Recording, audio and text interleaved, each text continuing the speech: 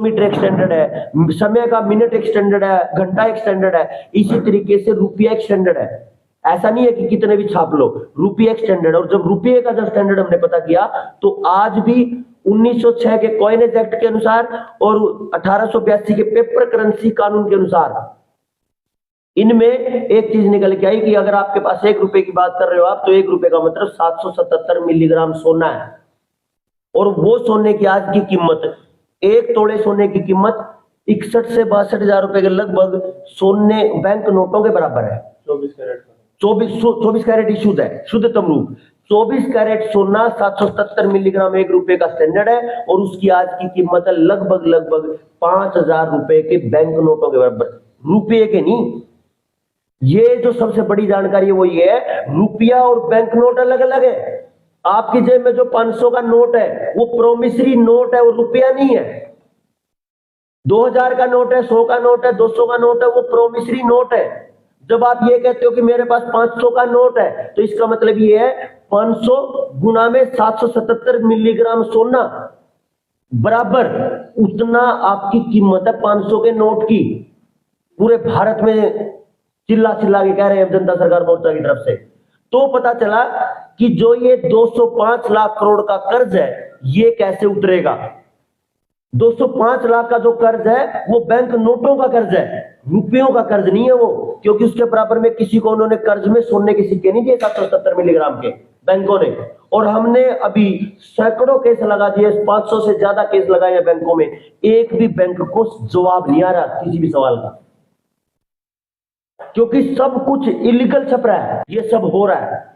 जैसे आपको बिना पूछे बिना आपको बताए आपके बच्चों की जिंदगियां लिख दी, लिव इन रिलेशनशिप का कानून बना दिया, लिंग परिवर्तन का कानून बना दिया, लड़की की शादी की उम्र अपनी मर्जी से बढ़ा दी। और अगर आज परिवारों में ऐसा हो गया, आपस के 2 भाइयों के बच्चे भाग के शादी कर रहे हैं, और अगर वो जाए तो केस माँ बाप पे बनता है। ऐसे ऐसे केस बिना, ऐसे ऐसे कानून बिना पूछे बना दिए। ऐसे ही आपके रुपए के साथ एक बहुत बड़ी चोरी हो गई है। इसको पूरे समाज को, पूरे देश को समझना पड़ेगा, जानना पड़ेगा। कुछ लोग जो सवाल करते हैं उन सवालों का कोई जवाब नहीं आता बैंक की तरफ से। और जो हमारे साथियों, जो बहुत सारे साथी कहते हैं यार तुमने तो इतने बड़े मतलब सांग को हाथ लगा लिया, इतने बड़े खेल को हाथ लगा लिया, क्या करोगे? अच्छा जी एक बात बताओ, जो घर में आराम से बैठे थे लॉकडाउन में, क्या उनको धक्के से ठोकी नहीं डोज? ठोक दी ना, वो तो आराम से बैठे थे, उन्होंने तो विरोध भी नहीं किया, उन्होंने तो कोई आंदोलन भी नहीं किया, घर जाके लगाई। और वो लगने से जो समाज की हालत है वो हमको सबको पता है। तो हम अपने अधिकारों के लिए लड़ रहे हैं, वो अपने अधिकारों के लिए नहीं लड़ रहे हैं, तो मरना तो उनको भी है जो नहीं लड़ेंगे, और समस्या हमारे पास भी आ सकती है जो लड़ रहे हैं। तो हम तो भाई लड़के करेंगे अपना काम। बात यह है कि ये छापते कैसे है रुपया। इन्होंने क्या कर दिया, जैसे एक सुनार है। पहले हमारा समाज क्या करता था, मैं बहुत सारे बुजुर्गों से जब मिलता हूं तो वो कहते हैं कि भाई पहले चांदी और सोने के जो सिक्के होते थे उनको थैलियों में और बैगों में भर भर के लेके जाते थे, कोई भी चीज खरीदनी या बेचनी होती थी। लेकिन बाद में सुनारों ने क्या किया, ये कह दिया कि भाई तू सोना रख ले और मैं आपको पर्ची बना के दे देता हूं, और इस पर्ची को आप जिस गांव में जा रहे हो उस जगह पे सुनार को दे देना। 500 के 500 की पर्ची दे दी, 1000 की दे दी। जैसे किसानों को आड़ती है ना, आड़ती क्या करता है, 500 रुपए की तेल की पर्ची बना के दे देगा, ले भाई उस पेट्रोल पंप पे चले जाना और 500 लीटर तेरे को तेल मिल जाएगा, 200 लीटर तेल तेरे को मिल जाएगा। जब तक वो पर्ची पेट्रोल पंप पे जाके उसका भुगतान तेल का नहीं होता तब तक वो पर्ची चलती रहती है। मेरे पास आई, मैंने इनको दे दी, इनको दे दी, सब में जब तक भुगतान नहीं होगा तब तक वो पर्ची चलेगी। इसी तरीके से सुनारों ने ये काम शुरू किया, और सुनार ने जब ये 500 का दे दिया, फिर आगे दे दिया, थोड़े से टाइम बाद वो पर्ची सुनार के पास वापस आने की बजाय आपस में चलने लगी। बोला रे ये तो चल रही है पर्ची, ले तू दे दिए, जैसे ये तेल की चल पड़े।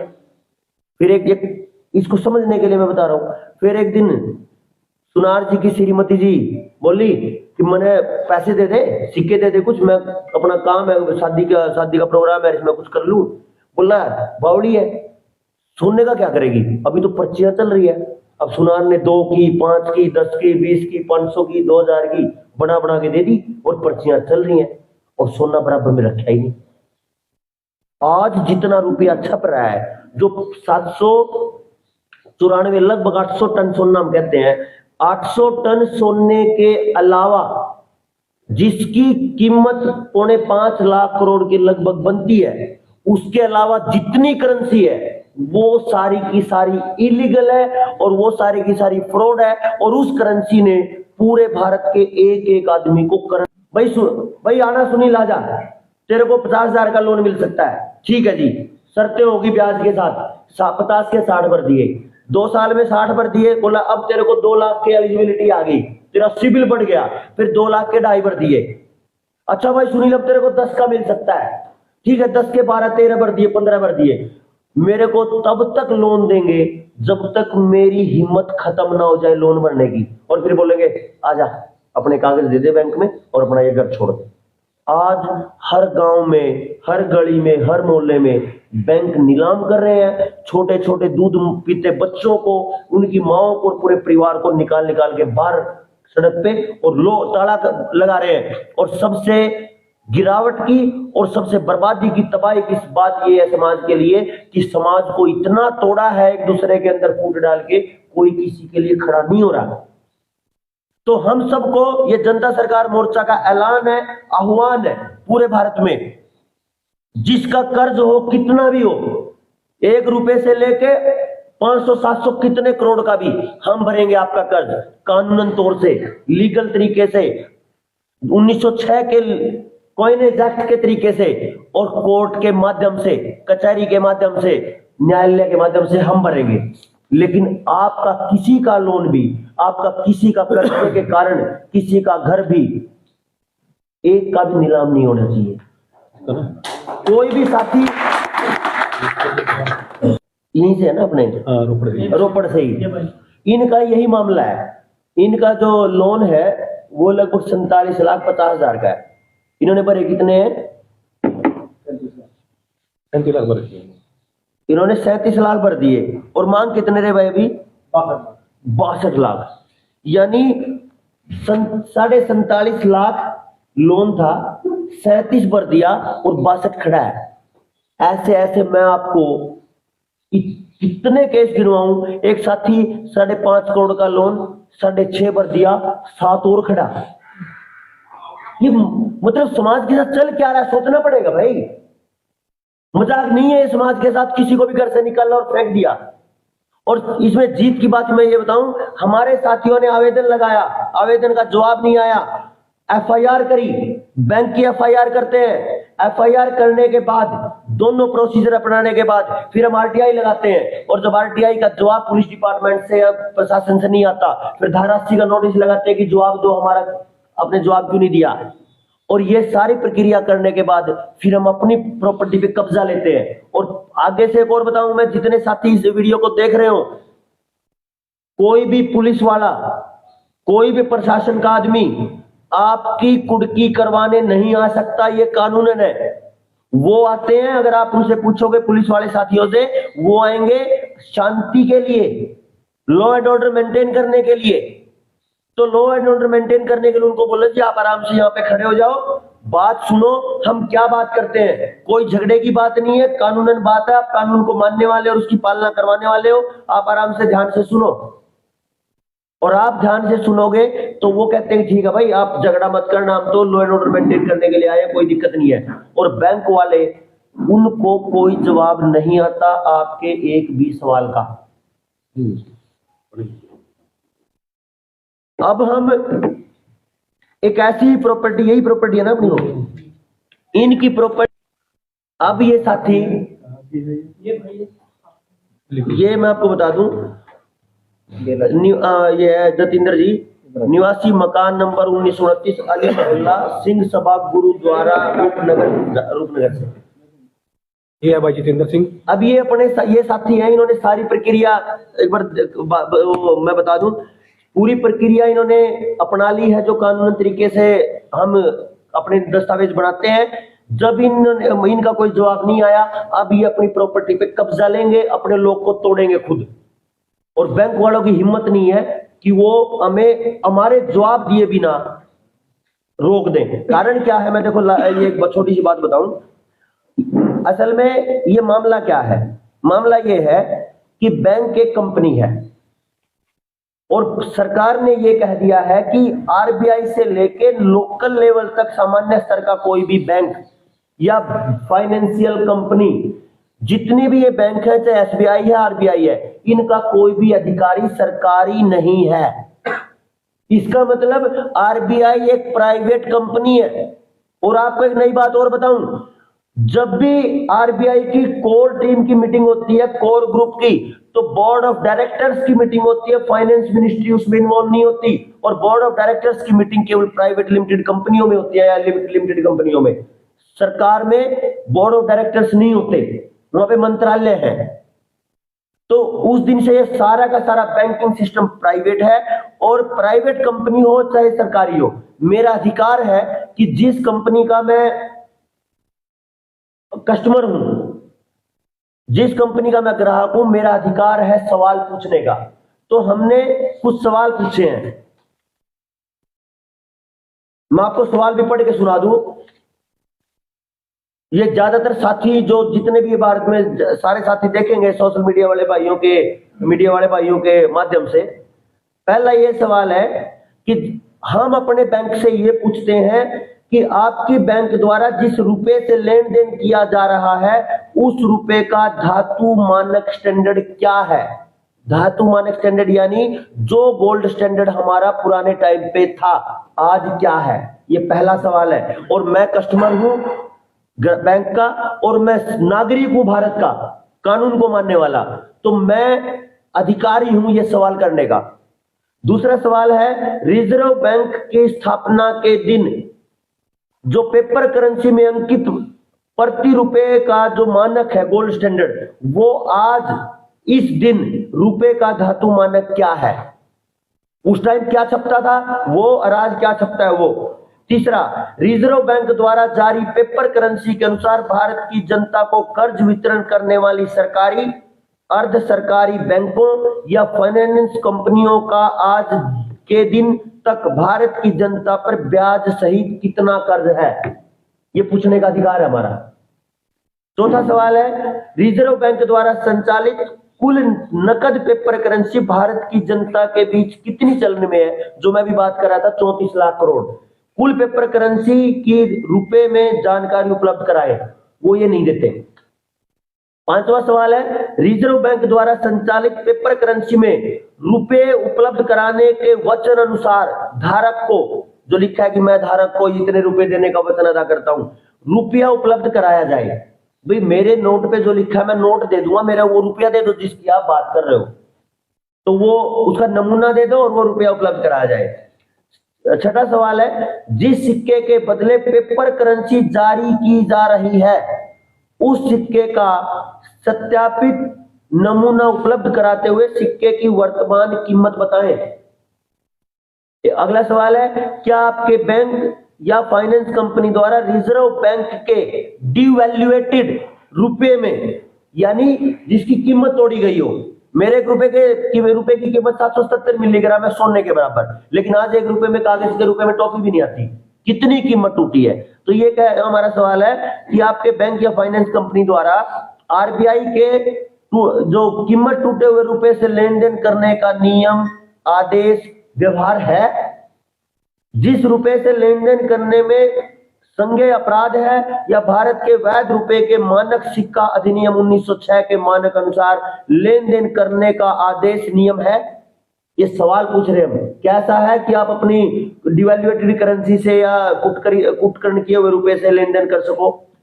ऐसे आदेश नियम को प्रमाणित दस्तावेजों के साथ स्पष्ट जानकारी दीजिए। और आखिरी सवाल, 8 सवाल करते हैं हम। प्रार्थी द्वारा आपके बैंक या फाइनेंस कंपनी से ऋण स्वीकृत करने के दौरान प्रार्थी व आपके बैंक के बीच हुए अनुबंध की, यानी एग्रीमेंट की कॉपी दीजिए। ये सवालों के साथ हम जो बात कर रहे हैं वो ये है, भाई बैंकिंग एक प्राइवेट संस्था है, बैंक एक प्राइवेट संस्था है, प्राइवेट एक कंपनी है, वो लेन देन करती है। वो बैंक ने मुझे लोन दिया और मेरे से मेरी जमीन के कागजात ले लिए।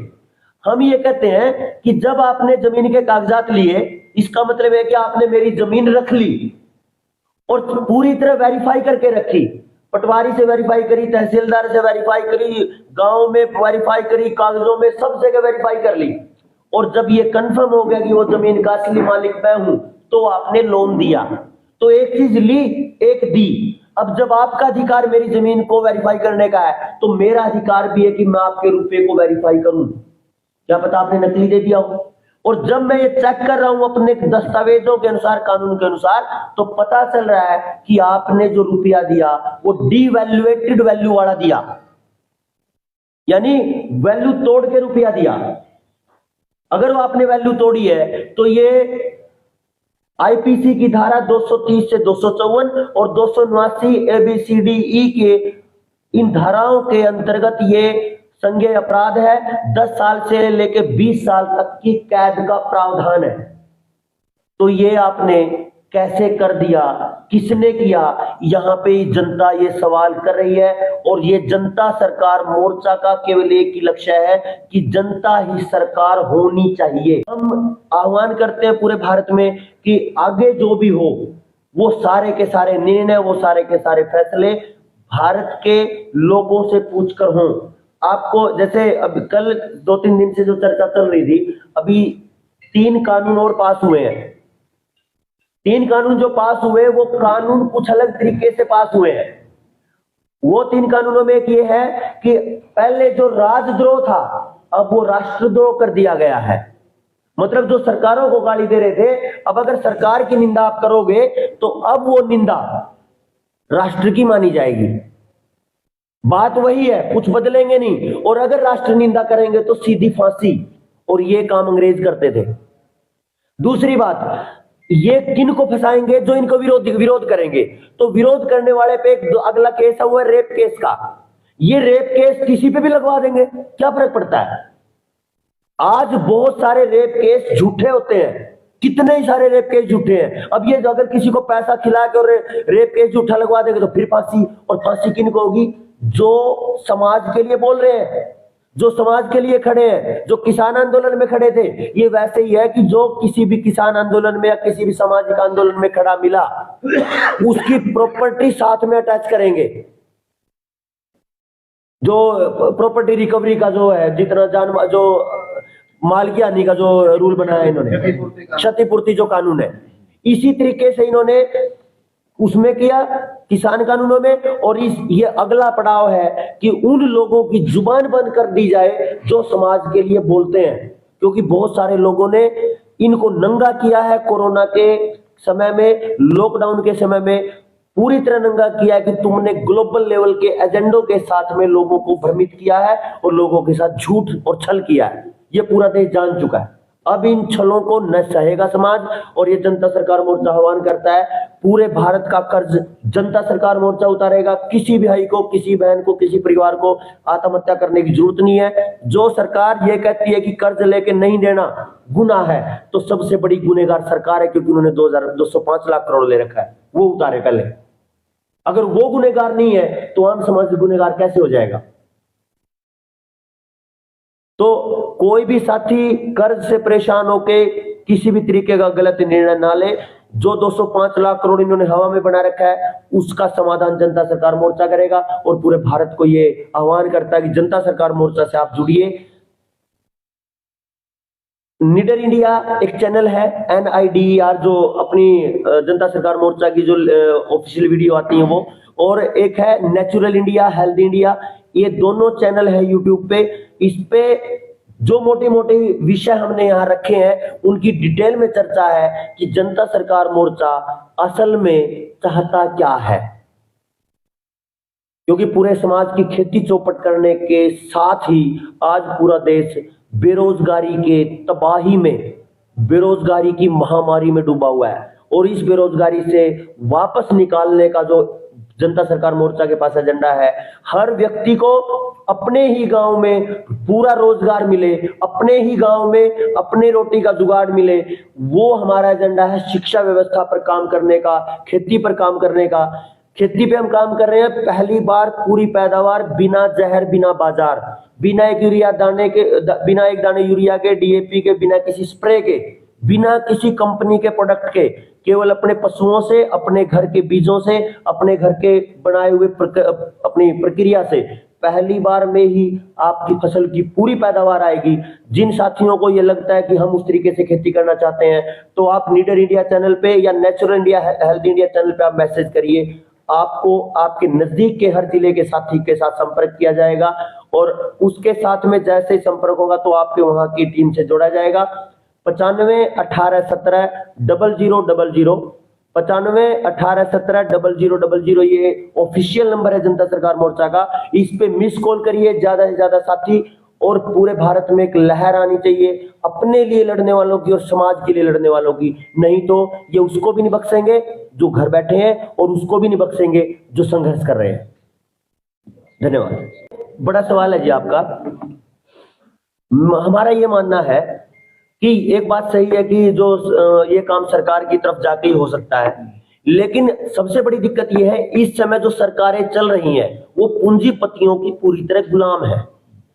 पूंजीपति जब अपने तरीके से सारा सिस्टम बनवाएंगे तो नीतियां भी अपने सिस्टम से बनवाएंगे, तो समाज के लिए नीतियां नहीं बनेंगी। ये जो आज चल रहा है, अगर इसी तरीके से हम चलते रहें तो जो लोग पहले बैठे थे उनके विरोध के लिए बहुत सारे नए लोग आए, लेकिन वो उस जगह पे जाके वो भी बिक गए, वो भी समाज के लिए ऐसे हो गए। तो हमारा ये लक्ष्य जो है, हमारा ये लक्ष्य है कि जब कोई नया आए तो वो उनके पैरों पे ना चले। सबसे बड़ी बात जनता सरकार मोर्चा के अग्रणी साथियों की, उनका ये है कि जो जिन साथियों ने जनता सरकार मोर्चा की स्थापना में अपना योगदान दिया है, संस्थापक सदस्य हैं, वो डायरेक्ट इलेक्टोरल पॉलिटिक्स में नहीं जाएंगे। क्योंकि जो व्यक्ति शुरुआत करता है वो पॉलिटिक्स में जाते ही, जो ये पंजाब वाला है, पहले ये भी बहुत करता था कि मैं ये क्या था वो लोकपाल लेके आऊंगा और ऐसा करके आऊंगा और वैसा करके आऊंगा। जैसे ही पंजाब में आया सबसे ज्यादा किसानों पे इसने केस किए हैं।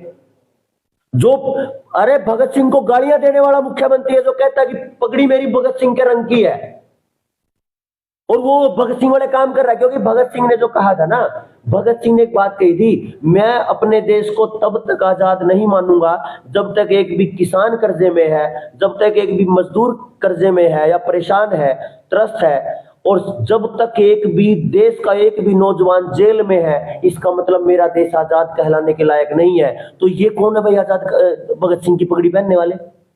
और ये पूरे भारत की बात है, कौन से भगत सिंह की बात करते हैं ये?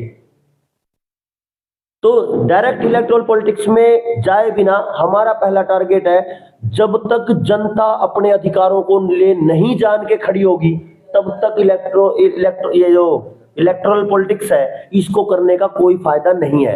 जब समाज ये कहेगा हम ही सरकार है, क्योंकि हमारा जो स्लोगन है वही जनता ही सरकार है, भारत की हुंकार है जनता ही सरकार है, तो जनता सरकार मोर्चा इसलिए नाम रखा गया है। करता है तो आप अपना कब्जा लेने के हकदार हैं और कानूनी रूप से हकदार हैं। इसमें ना तो हम बैंक की अभी प्रॉपर्टी हुई है और ना ही बैंक को प्रॉपर्टी पे हक है कोई कि कब्जा कर लेगा। और जबरदस्ती जो नाजायज तरीके से ताले लगाए गए हैं उस ताले को तोड़ना, अपने घर के कब्जे को लेना कोई गुनाह कहीं पे भी नहीं है, संविधान में भी नहीं है। ये जीने का अधिकार संविधान हमें देता है। नहीं, बोलने का मतलब ये है कि आपने इससे पहले भी काफी ताले तोड़े होंगे, क्या उसके बाद फिर क्या पुलिस ने कार्रवाई की उन लोगों पे? कोई कार्रवाई है ही नहीं, स्टेट बढ़ती नहीं। अपने घर पे कब्जा लेने की कार्रवाई कहाँ से बन जाएगी? इसमें एक चीज है, हम तो सवाल कर रहे हैं और जब तक सवाल जवाब आप नहीं करते, जब तक मेरे अधिकार का उल्लंघन होता रहेगा तो फिर हम तो अपने उसके लिए लड़ेंगे। फिर तो अधिकार का उल्लंघन वो कर रहे हैं तो हम अपना कब्जा कर रहे हैं, अपनी प्रॉपर्टी ले रहे हैं। जो वो हमें इसमें एक साफ साफ लाइन लिखी है, अगर आप इस आवेदन को पढ़ोगे, कि भाई हमें एक भी पैसा रखने के लिए कोई भी विचारक नहीं है, एक एक पाई एक एक पैसा आपका वापस करेंगे। एक ही शर्त है कि हमारे जो ये सवाल है ये हमारे सवालों का जवाब दे दो, क्योंकि मैं एक ग्राहक हूं और मेरा अधिकार है। कौन सा बैंक है? बैंकिंग की व्यवस्था सब जगह ऐसी है, ये केनरा बैंक है। अच्छा, एक बात बताओ, जब ये बैंक से ना ये नहीं है, ये होते तो जवाब दे दें, जवाब है ही नहीं उनके पास। तो लूटपाट करने वाले उनकी काम बता रहे हो, जैसे आप कितनी है?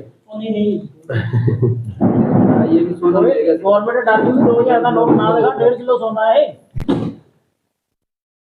ये मेरे पास एक रुपया है जी, जो 1877 का है, 1877 का, 150 साल पुराना।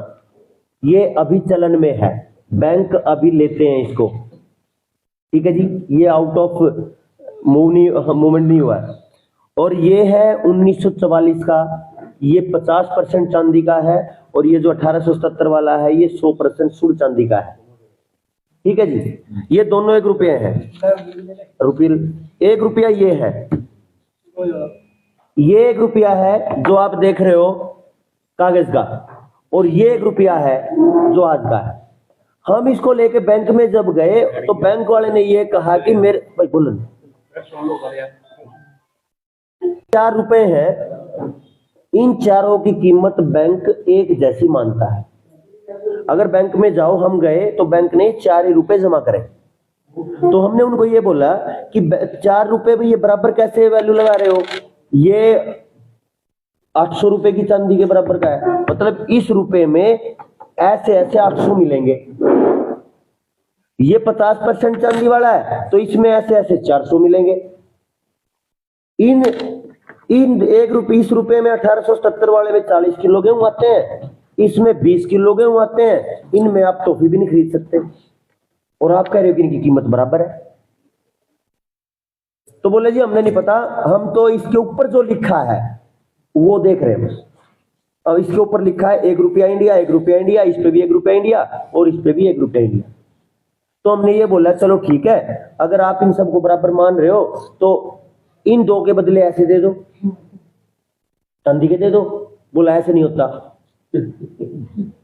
तो फिर अगला सवाल हमारा ये सवाल था, अगर ये 4 रुपए बराबर है तो 4 रुपए बराबर होने का एक नियम है कि जितनी चीज इसमें आए उतनी ही चीज इसमें खरीदी जानी चाहिए, यानी परचेजिंग पावर जो है इनकी बराबर हो। लेकिन उन्होंने इस बारे में कुछ भी जवाब देने से मना किया। तो फिर इसकी एक पेटिशन डाली थी हाईकोर्ट में अपने टीम के साथी ने। जब हाईकोर्ट में जजों से मिले, उनकी बेंच बैठी, तो उन्होंने इस केस पे काम करने से मना कर दिया। बोले कि मैं इस केस को बिना कारण बताए खारिज करता हूं, लेकिन ऑफ द रिकॉर्ड ये कह रहा हूं कि ये बहुत कमाल की चीज है और इसको लेके निकल जाओ देश में, ये बदल देगा देश को। बोले कि ठीक है जी, चले गए। तो 17 साल लगे इस काम को, 17 साल लगे इस रुपए को ढूंढने में कि ये खेल क्या है। तो जब इसके आर्काइव्स में जो अभिलेखागार है जहां पे इसके दस्तावेज मिलते हैं, वहां पे जब गए तो इसके दस्तावेज निकल के आए हैं 1 क्विंटल के आसपास भर के। इस रुपए को इससे पहले जनता सरकार मोर्चा से पहले इस रुपए को समझा था सुभाष चंद्र बोस जी ने, और बीजेपी जो आज सेंटर में है वो सालों साल चिल्लाती रही कि ये जो कांग्रेस है ये सुभाष चंद्र बोस जी की फाइलें क्यों नहीं निकालती, हम निकालेंगे। और जैसे ये सत्ता में आए इनको भी सांस नहीं आया। कारण ये है, जैसे ही सुभाष चंद्र बोस जी की फाइलें खुलेंगी उनमें रुपया खुलता है, और रुपया खुलते आरबीआई का, सरकारों का षड्यंत्र निकलता है, इसलिए उनको अंडरग्राउंड करके मरवा दिया गया। तो अब ये जो पता चला, वो दस्तावेज निकल के आए, वो ये कह रहे हैं 1906 का कानून कि रुपया ना तो कागज है, रुपया ना लोहा है या गिल्ट जिसको बोलते हैं, ना चांदी है, ना 50% चांदी है, रुपया एक स्टैंडर्ड है। चाहे इसको प्लास्टिक पे लिख दोगे तो भी रुपया है। रुपया एक स्टैंडर्ड है, जैसे किलोग्राम। कई बार बट्टा खू जाए 1 किलो का, अगर 1000 ग्राम उसके बराबर में ईंट का टुकड़ा रख लो और 1000 ग्राम का हो, तो हमें उसके लिए साथ में बराबर में वजन लेने में कोई दिक्कत नहीं होती, क्योंकि वो 1000 ग्राम है। ऐसा नहीं होता कि सोने का बाट तो 900 ग्राम में किलो तोल देगा और मिट्टी मतलब लोहे का तोल लो तो वो 1100 ग्राम में तोल लेगा। वजन होता है 1 किलोग्राम, 1 किलोग्राम है, चाहे लोहे का, चाहे सोने का, चाहे चांदी का। तो रुपया है, चाहे वो कागज है, चाहे वो ये लोहा है, ये चाहे चांदी है। तो फिर उसमें बताया रुपया है, जो रुपए की परिभाषा है वो है जहां रुपया लिखा जाएगा, इसका मतलब वहां पे 777 मिलीग्राम सोना लिखा जाएगा। तो मेरे और ये फिर हमने एक सवाल किया कि जो ये लिखा है भाई तुमने, मैं धारक को 500 रुपए अदा करने का वचन देता हूं, ये शशिकांत दास ने लिख रखा, तो तो इसका मतलब ये है, अगर ये 500 का नोट मेरे पास है तो शशिकांत दास ये कह रहा है कि सुनील तू मेरे पास जब ये लेके आएगा तो मैं तेरे को 500 रुपए दूंगा। यही तो मतलब है, वचन है इसका। जैसे हम एफिडेविट कर लिख देते हैं भाई तब तू ये लौटा देगा तो ये तेरा मैं वापस कर दूंगा, ये सेम चीज है। तो हमने ये पूछा क्या ये 500 रुपए नहीं है जो इसके बदले में मिलेंगे, और अगर बदले में मिलने वाले 500 है तो वो कौन से रुपए हैं भाई, हमने तो आज तक देखे ही नहीं वो, है ना। तो एक चीज ये, दूसरी चीज जो सबसे कमाल की है, ये जो नोट है हम इसको नकली कहते हैं, और कानून में ये है अगर कोई भारत की मुद्रा को नकली कह दे तो उसको जेल हो जाएगी, और हम कह रहे हैं लेकिन ये कर नहीं सकते क्योंकि ये नोट है 10 रुपए का। देखा नहीं होगा आपकी, मतलब बहुत कम साथियों देखो, ये 1968 से पहले का है ये नोट, और ये केवल ये नहीं, एक 5 रुपए का भी है, ये 5 रुपए का है, ये 1968 से पहले 5 रुपए का है, ये 1968 से पहले 10 का है। इन पे क्या लिखा है ये गौर करना, जितने भी साथी देख रहे हैं मेरे पंजाबी भाइयों, इसमें एक अंतर है। इन दोनों नोटों पे लिखा है I promise to pay the bearer on demand, यानी कभी भी मांगे जाने पर द सम ऑफ 10 रुपीज, इसको देख सकते हैं, I promise to pay the bearer on demand the sum of 10 rupees, और नीचे लिखा है at any office of issue, और रुपए का जो इश्यू है वो बैंक है।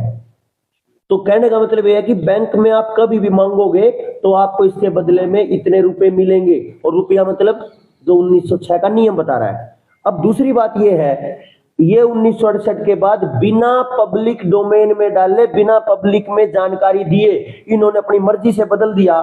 200 से लेके 500 तक के नोटों पे ऑन डिमांड भी काट दिया और eight any office of issue भी काट दिया। और ये प्रोमिसरी नोट है, नोट यानी एफिडेविट है, और एफिडेविट बदलना 420 के केस बनते हैं आईपीसी की धारा। हमने इसका केस अभी नहीं डाला, हमने अभी डाला है 2000 रुपए के जो नोट है। सैकड़ों साथियों ने ये बोला है कि भाई बैंक वालों, हमने आपको 2000 का नोट वापस किया, हमें नोट के बदले नोट नहीं चाहिए, हमें मेरा रुपया दे दो जो इस पे ये लिखा हुआ है। तो ये केस गए हुए हैं, अभी उनको रिमाइंडर कॉल जा रही है बार बार। हम अभी इस 500 पे भी करने वाले हैं। ये क्या कर रहे हैं, कौन से गए थे जी, कौन से कोर्ट में गए? कोर्ट के माध्यम से जा रहे हैं। अब बात आई, हाँ जी, आरबीआई में। अब बात ये है, मेरा केस था एक, सबसे पहला केस जनता सरकार मोर्चा में मैंने लगाया था 27 लाख का। उसमें बैंक वालों ने कोई जवाब नहीं दिया। बैंक वाला बोलता है कि भाई डीआरटी में चलो चंडीगढ़, वहां पे सेटलमेंट करनी पड़ेगी, वहां देख लेंगे। मैंने बोला जी 1 रुपया नहीं दूंगा सेटलमेंट में, एक फूटी कौड़ी नहीं देने वाला सेटलमेंट में। कोर्ट में आ जा भाई, सारे दूंगा जितना कोर्ट बोलेगा, दुगने भी दूंगा दुगने बोलेगा तो। और उन्होंने मेरा केस कोर्ट में डाल दिया।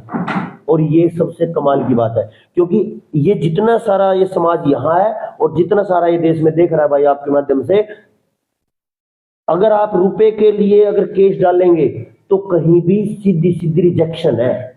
कोई रुपए का केस न्यायालय में लिया ही नहीं जाता। अब बैंक चला गया, अब बैंक फंस गया, क्योंकि अब बैंक वापस तो ले नहीं सकता जब तक हमारी सुनवाई नहीं होगी। तो जितने ज्यादा से ज्यादा केस बैंक के माध्यम से कोर्ट की तरफ जाएंगे, उतना ही ये खेल उखड़ेगा और इन सारे सिस्टम की चोरी पता चलेगी। क्योंकि ये कमाल की बात ये आई, थोड़े दिन पहले आरबीआई ने पूरे भारत में सबको टेक्स्ट मैसेज भेजा है, और वो टेक्स्ट मैसेज ये है कि समाज में बहुत कुछ संस्थाएं हैं, कुछ संस्थाएं जो ये कह रही है कि भाई हम आपका लोन अदायगी कर देंगे, उनसे बचना। इसका मतलब ये है आप सबकी आवाज,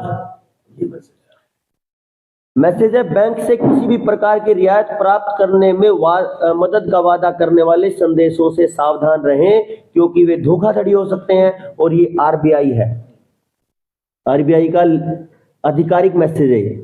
लोगों का आ चुका है। मतलब जनता सरकार मोर्चा की जो ये मुहिम है, ये उस हद तक जड़ें हिला चुकी है कि उनको लगने लगा है कि कुछ तो गड़बड़ होने वाली है।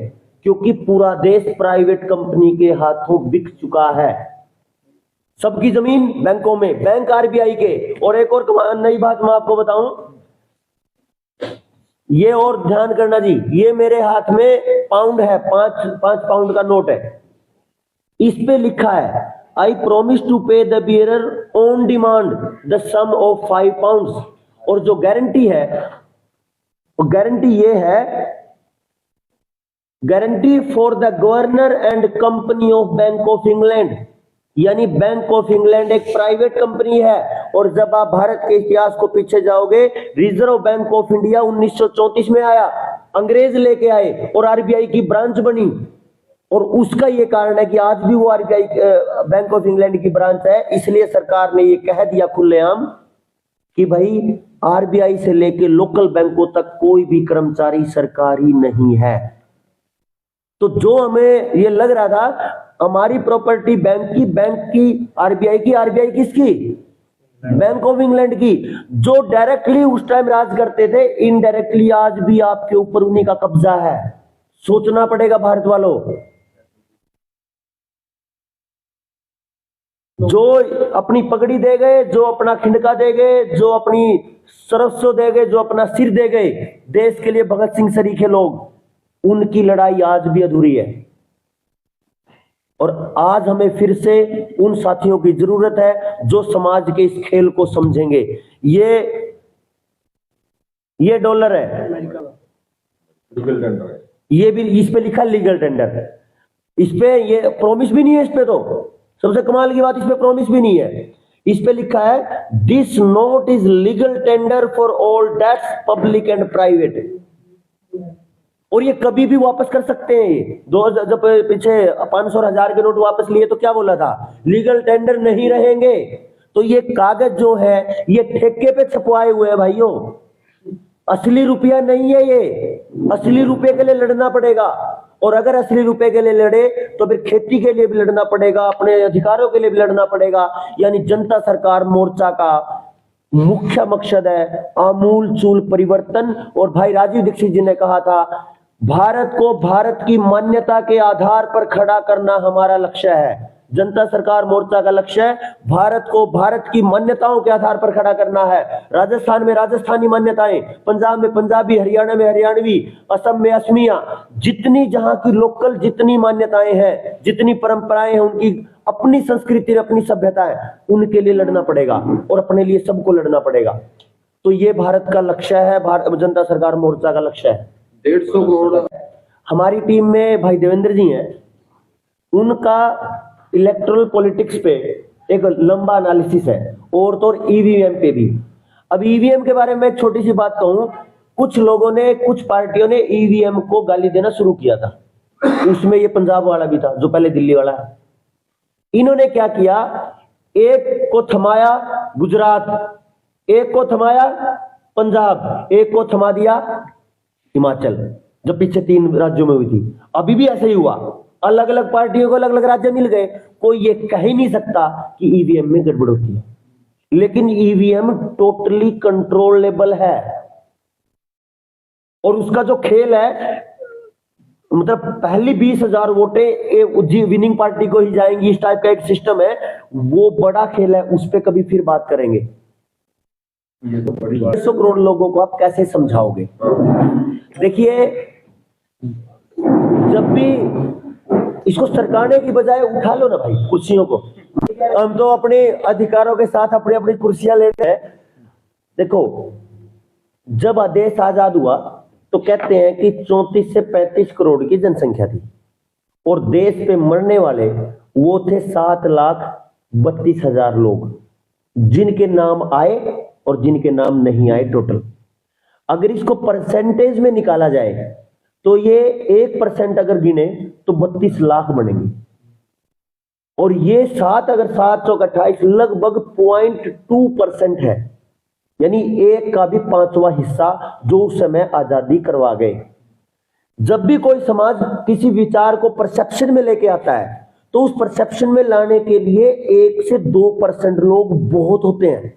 आप किसी भी गांव में देखिए, एक गांव में किसी पार्टी के चमचे या किसी भी पार्टी के दलाल 3 या 4 या 5 ही मिलेंगे, लेकिन वो सबका बेवकूफ बना के रखते हैं क्योंकि बेशर्मी होती है उनके पास। सबसे बड़ी बात, हमारा लक्ष्य है एक गांव में 2 3 4 साथी तैयार करना ही है, जो उनको सवाल करे, वापस जितने नेता हैं उनको सवाल करें। मेरे गांव में एक बार पिछले प्लान में बीजेपी के एक नेता को सवाल कर लिया। सवाल ये था, मेरे गांव के एक साथी ने पूछा कि भाई जी हमारी जीरी है ना सस्ती बिकी, क्योंकि भाव पिट गया था पूरी तरह। उसने जवाब क्या दिया, और जी आपको पता है हमारी सरकार ने जीरी 1 महीना पहले खरीद ली। अब मैं खड़ा खड़ा सोच रहा, इस सवाल का इस जवाब से कोई लिंक तो बना नहीं। वो तो कह रहा है कि हमारी सस्ती में बिकी, और वो कह रहा है कि भाई इससे पहले खरीद ली। मैंने उसको बोला जी भाई जी मेरे सवाल का जवाब दे दो। बोला हाँ जी पूछो। माँ जी हमारी जीरी है ना 2 महीने लेट खरीद लो, दुगने भाव खरीद लो। 2 मिनट से पहले भाग गया जी। इनके पास जनता के, जागरूक जनता के सवालों का एक भी जवाब नहीं है। अगर आप खड़े होकर पूछोगे ना कि जब आपकी बच्ची की जिंदगी लिख रहे थे 16 से 18, 18 से 21 और लिविंग रिलेशनशिप, एक के पास भी जवाब नहीं है, सब यहीं पे नंगे हैं। तो जब समाज में 1% लोग, यानी कितने हो गए जी, कुल मिला के 1.5 करोड़ लोग, 1.5 करोड़ लोग जिस दिन हमारे साथ हो गए ना, हम तो कहते हैं कि 1 लाख जागरूक लोग ही बहुत होते हैं। 1.5 करोड़ जो आपकी बात है, 1.5 करोड़ लोगों को जिस दिन हम पूरी तरह अपना एजेंडा समझा चुके होंगे, उस दिन तो इनकी है ना, मतलब वो पीछे हमारे हरियाणा में एक किसान आंदोलन के टाइम के एक नेता को लट पड़े थे, तो उसने बोला था एक किसी दूसरे नेता को, भाई मेरे एरिया में जावे तो लोग का कच्चा सिलवा के जाइए, इतने पिछवाड़े पिटेंगे। तो इन नेताओं को जिस दिन हमारे पास इतनी संख्या होगी जागरूक लोगों की, इन नेताओं को पिछवाड़े पिटेंगे, ये पक्की बात है। क्योंकि इनको किसने अधिकार दे दिया जी मेरी इज्जत के साथ खिलवाड़ करने का? जब ये भाई आपने बहुत अच्छा सवाल किया, वो ये है कि जिन साथियों का लोक हो चुका, और ये जो अपडेट जानकारी आई है रुपए के फ्रॉड की, ये उसको नहीं पता थी, तो हम लगवा रहे हैं बाद में। लेकिन 550 केसों में से 300 से ज्यादा केस ऐसे हैं जिनको कुड़की होने वाली, उससे पहले हमने केस लगा के उनको कब्जा नहीं होने दिया।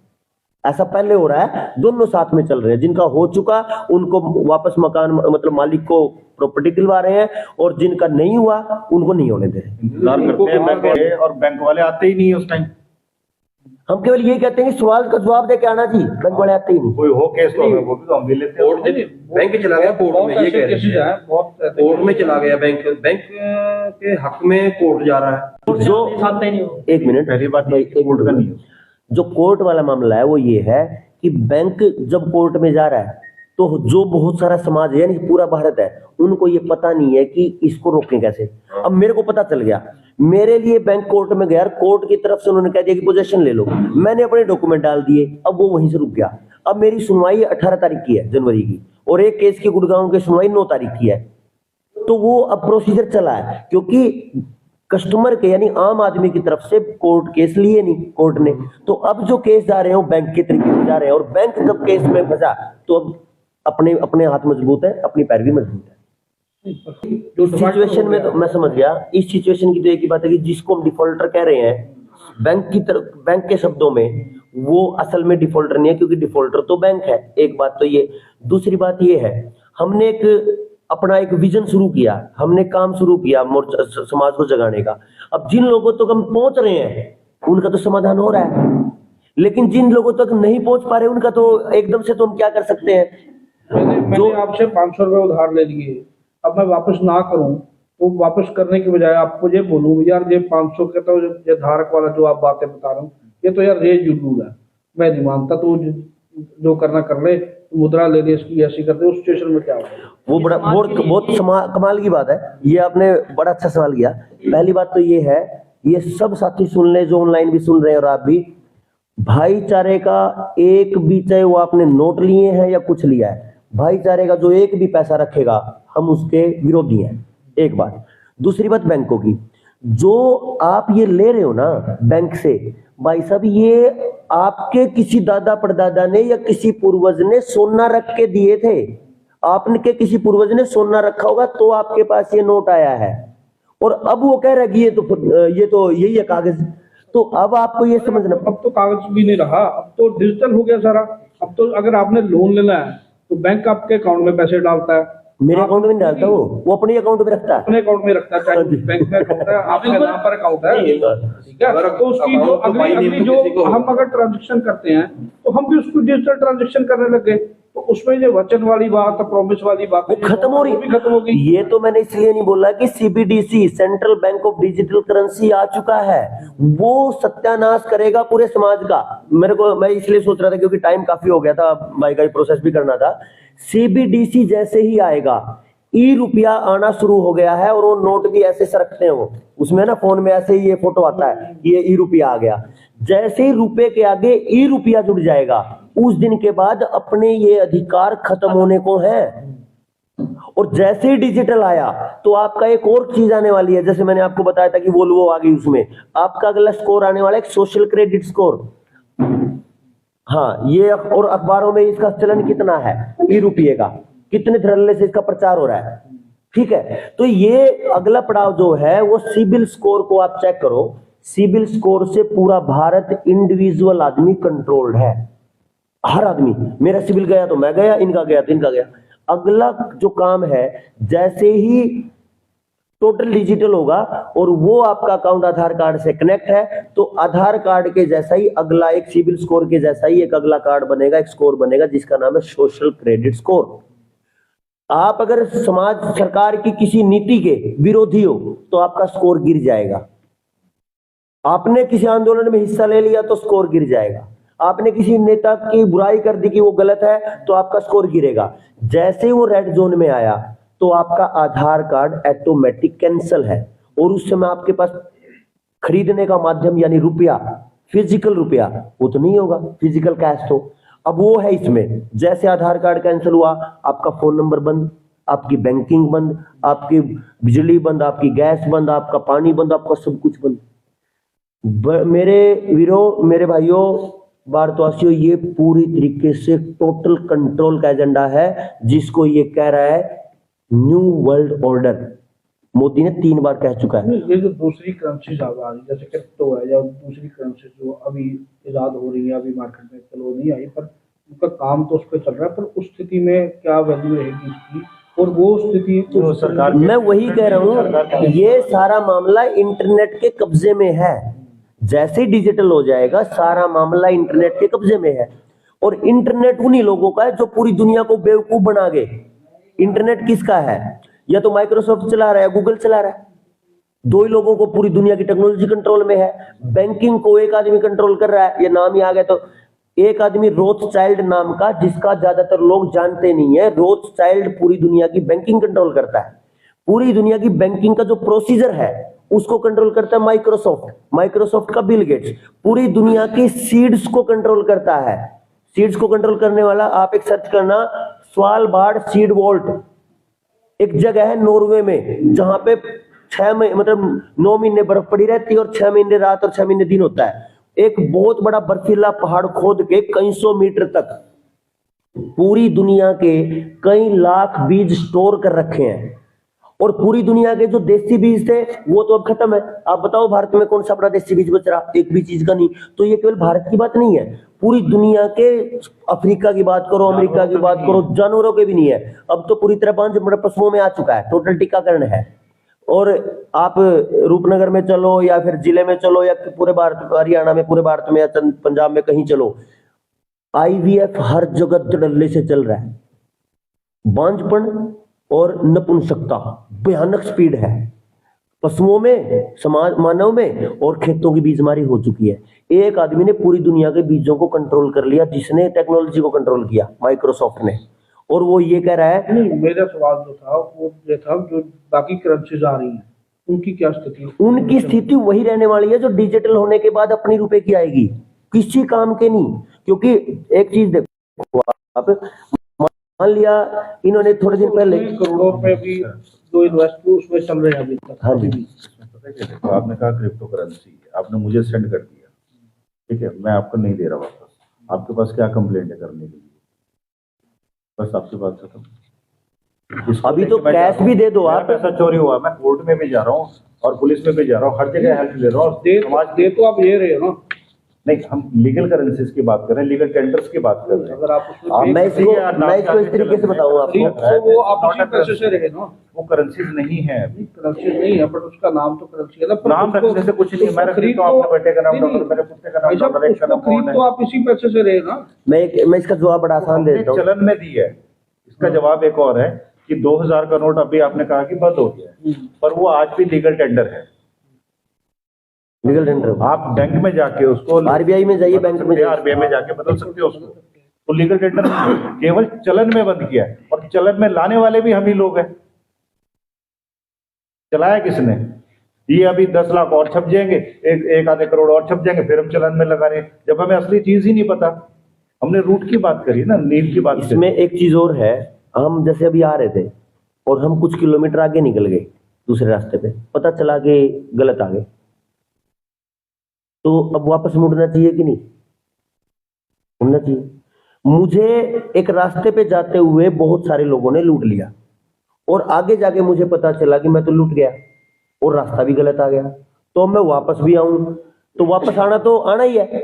अब दूसरी बात यह कि जिन लोगों ने लूटा उनसे वापस लूटना या वापस लेना, इसका क्या समाधान? एक ही समाधान है कि जब आप जा रहे थे तो आपके पास ताकत नहीं थी, आप लूटे हुए थे, लूटते गए। लेकिन जब आप वापस आ रहे हो तो आपको अगर वापस लेना है लूटा हुआ, तो आपको अपनी ताकत उनसे ज्यादा बनानी पड़ेगी, तो आप अपना लूटा हुआ वापस ले पाओगे।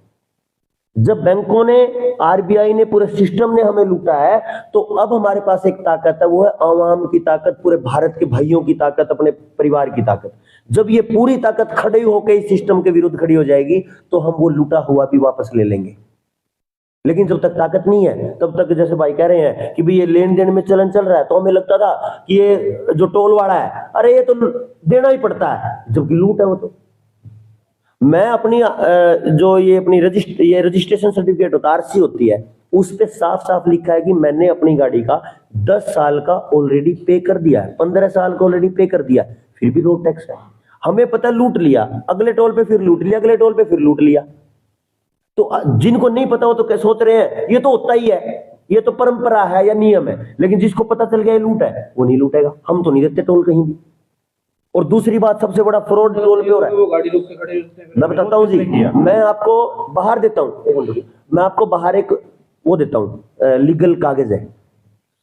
आपको जब वो मांगे 40 रुपए, मान लिया 40 रुपए का टोल है, 40 मांगे, आपने ऑनलाइन कटवाए तो 40 कटेंगे। हम नहीं कटवाते ऑनलाइन, हम तो कैश देंगे, और वो बोलते हैं 80 लगेंगे। तो भी मेरी कीमत, मेरे पैसे की कीमत आधी क्यों कर रहा है? तू कीमत आधी नहीं होगी क्या? जब लग रहे हैं 40 ले रहा है 80, तो मेरे रुपए की कीमत आधी हो गई। और आधी कीमत करना भाई सब 420 का केस है आईपीसी की धारा में। और हमने वो कागज बना रखा, उस पे भरते हैं कि मेरा नाम ये है, इस टोल पे मैं खड़ा हूं, और उसी टाइम 112 नंबर पे फोन करते हैं। हरियाणा में 112 नंबर पे डायल कर जो पुलिस वाली जो छोड़ रखी है, वो फट से आते हैं, बोले क्या पंगा? मगर जी कुछ नहीं पंगा, ये मेरे रुपए की, मेरे देश की करेंसी को की कीमत को अदा कर रहे हैं, और ये मेरी एफआईआर है। बोलते हैं तुम ऐसे ही जाओ भाई, छोड़ो, 40 भी नहीं देनी, अब भेज देंगे। ये फॉर्मेट है वो। अब मैं आपको दूंगा, आप फोटो कॉपी करवाना भाई साहब, पूरे देश को खड़ा होना पड़ेगा। 40 इसलिए नहीं देते क्योंकि 3 मिनट का टाइम होता है, और 3 मिनट से ज्यादा आपको खड़ा कर लिया तो वैसे पैसे नहीं देने। मेरा ऐसा है, मैं भाई साहब बात ये है, चाहते हैं वो कोर्ट में जाएं। इमीडिएट एक्शन ये है, अगर पुलिस इमीडिएट एक्शन कर रही है तो वो इलीगल कर रही है, और इलीगल हम नहीं होने देंगे। भाई अफेयर भी है। हम कितने सारे साथी जेलों में जाके आ लिए, कितने सारे थानों में जाके लिए, कुछ है ही नहीं उनके पास। केवल ये कहते हैं कि ये तो हल्ला कर रहे थे, तो वो कर रहे थे, बस। हमने खुद ताले तोड़े हैं, लेकिन अब हम केवल मालिक से ताले इसलिए तुड़वाते हैं क्योंकि एक साथी के ऊपर उन्होंने केस लगाया था कि किसी की दूसरे की प्रॉपर्टी में घुस गए। यानी अगर अभी ताला तोड़ेंगे तो उसको एफआईआर दर्ज होगी, तो उसको इसकी जमानत भी आप कराओ। हाँ जी, हम साथ में खड़े, अंदर जाएंगे साथ में इनके। सबसे बड़ी बात यह है कि अफेयर होती नहीं थी। चलो ये कह रहे हैं कि अगर कुछ कार्रवाई होती है तो हम साथ में। पर कोई कार्रवाई नहीं होती। वही है ना, ये रुपया क्या है फिर? तो आरबीआई से निकल के आया, आरबीआई के आर्काइव से, कि 1 रुपये का मतलब है स्टैंडर्ड। जैसे किलोग्राम एक स्टैंडर्ड है, किलोमीटर एक स्टैंडर्ड है, समय का मिनट एक स्टैंडर्ड है, घंटा एक स्टैंडर्ड है, इसी तरीके से रुपया एक स्टैंडर्ड है। ऐसा नहीं है कि कितने भी छाप लो, रुपये एक स्टैंडर्ड। और जब रुपये का जब स्टैंडर्ड हमने पता किया तो आज भी 1906 के कॉइनेज एक्ट के अनुसार और 1882 के पेपर करेंसी कानून के अनुसार इनमें एक चीज निकल के आई कि अगर आपके पास 1 रुपए की बात कर रहे हो आप, तो 1 रुपए का मतलब 777 मिलीग्राम सोना है। और वो सोने की आज की कीमत, 1 तोले सोने की कीमत 61 से 62 हजार रुपए के लगभग सोने बैंक नोटों के बराबर है।